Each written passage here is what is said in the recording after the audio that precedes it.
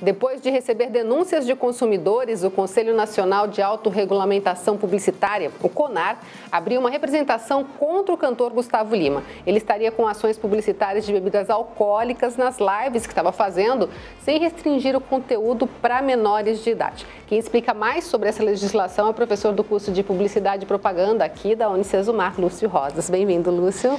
Obrigado, Elaine, pelo convite. Está comentando sobre as formas com que a publicidade se organiza, em termos de legislação e em termos de ética. Bom, vamos começar falando. Essa coisa de bebidas alcoólicas, cigarro, tem toda uma legislação específica, né?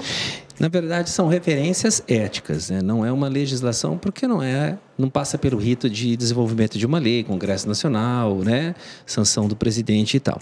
São conjuntos de valores que são entendidos como crucial para o desenvolvimento, a proteção do consumidor, o desenvolvimento de uma liberdade de expressão comercial na publicidade de forma respeitosa. E vale lembrar aqui uma coisa assim, muito interessante. O CONAR, que é então esse conselho executivo da autorregulamentação publicitária, ele desenvolveu todo um texto na década de 70, E as legislações brasileiras, como o Código de Defesa do Consumidor, o Estatuto da Criança e do Adolescente, ela é da década de 80, final da década de 80. Então, o CONAR, inclusive, todo o seu texto serviu para o embasamento dessas leis. Então, quando a gente vê num Código de Defesa do Consumidor a proteção ao consumidor, isso já era defendido dentro do CONAR na década de 70. Então, para dizer assim que o CONAR e todas as suas referências éticas, essa autorregulamentação, ela serviu de luz para a legislação brasileira. Então, aquilo que a publicidade contribuiu, com a legislação brasileira, ela cobra e ela exerce um papel de formação de um profissional de publicidade que atenda aos valores que são inseridos dentro deste código, Então, falar sobre a proteção da segurança de um indivíduo, do consumidor, é uma coisa corriqueira e comum para qualquer profissional da área da publicidade, da comunicação como um todo. E quando nós falamos de publicidade, que aqui no caso se refere, nós temos que fazer algumas divisões também, Então, no caso específico da live que gerou toda essa questão dessa representação, através da denúncia, isso é tudo rito normal dentro do CONAR. Isso aconteceu porque a live, que é um recurso técnico de formação de conteúdo e é utilizado muito por blogueiros, por youtubers, influencers, e os conteúdos publicados são de relevância das marcas. Um cantinho da sua casa, uma câmera de celular, uma iluminação mais ou menos, você faz uma live. Uhum. Então, esse recurso, ele tomou uma dimensão muito maior no momento que a gente está vivendo, de isolamento social. As pessoas não têm mais um entretenimento como tinham, Então, se utilizou a mistura de um show com a mistura de uma live, tecnicamente conhecida até o momento, para se fazer entretenimento, que um show é um entretenimento, mas com publicidade.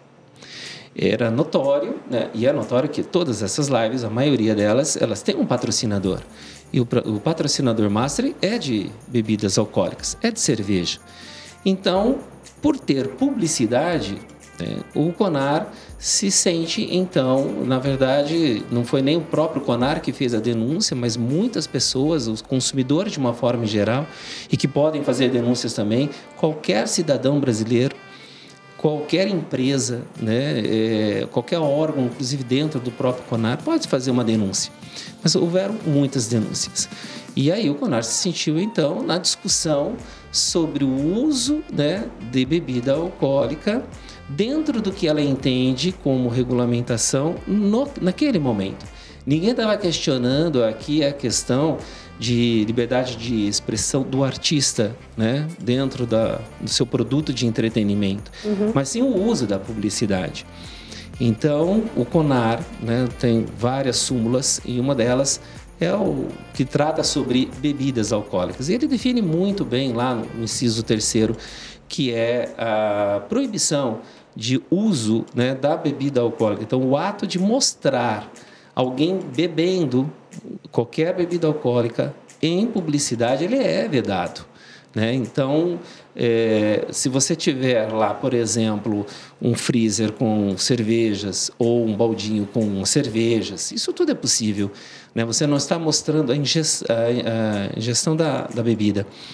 Mas quando você, então, aí no caso, um artista, né, que poderia ser um influencer, que poderia ser um artista, né, um ator, que seja, ele faz a ingestão e aí faz a menção à marca, então você está determinando a publicidade. Isso é um momento publicitário, né, do mercado publicitário, envolvendo ali a divulgação de uma marca através da influência junto às pessoas que poderiam estar ingerindo.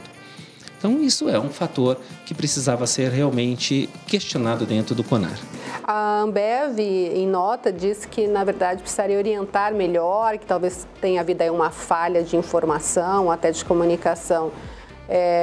O que talvez possa ter acontecido, não me aprofundei tanto nessa história, foi do próprio artista não saber de tudo isso, né? Porque realmente é uma informação importante, mas é uma informação que compete principalmente ao pessoal do marketing, ao pessoal da comunicação da empresa, né? Então, eu acho que a gente precisa ter um pouco até de bom senso também. Os grandes anunciantes têm os seus manuais de conduta comercial, né? Como a Ambev, como qualquer outra empresa, né? Ela tem um padrão que ela identifica como a correto a ser feito. Ela distribui isso para as agências de comunicação, para os veículos. Os próprios veículos de comunicação também têm os seus manuais de conduta publicitária, de patrocínios e tal.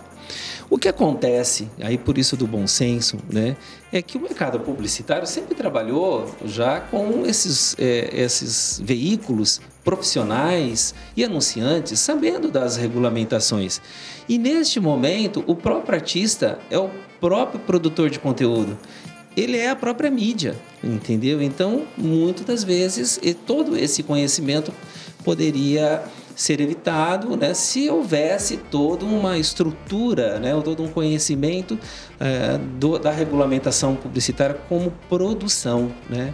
Então, separar o que é entretenimento, ato cultural, da publicidade. Por exemplo, a gente poderia fazer a ingestão da bebida, como existem músicas que fazem apologia a drogas, como nós temos reality shows onde as pessoas aparecem ingerindo bebida alcoólica. Então, mas isso é tudo um outro âmbito, né? Não da publicidade. Em caso de publicidade, tem toda uma regulamentação. Tem que seguir as regras, né, Lu? Seguir as regras, exatamente. Tá certo. Muito obrigada, viu, pela sua participação aqui com a gente.